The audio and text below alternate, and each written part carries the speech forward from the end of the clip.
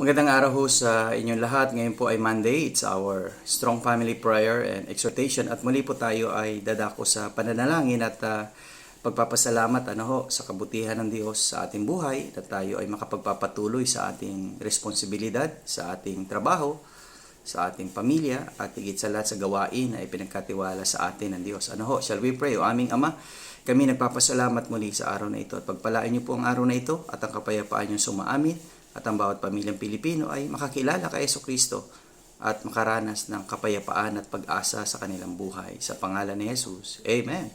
Nais natin ipagpatuloy ho yung ating strong exhortation na Book of Ephesians chapter 6 verse 16 na ho tayo. Series po kasi ito, yung buong Bible ang ating Epistle of Ephesians. I would like to read this passage from the book of Ephesians chapter 6 verse 16. Above all, taking the shield of faith, wherewith we shall be able to quench all the fiery darts of the wicked. Well, ito po yung higit sa lahat, parang sa dami na sinabi ni Apostle Paul, ito ho yung the best na weapon natin gagamitin para magtagumpay tayo sa mga palaso o mga sandata ng kalaban. Sabi niya dito, itaglayin natin yung kalasag ng pananampalataya, shield of faith.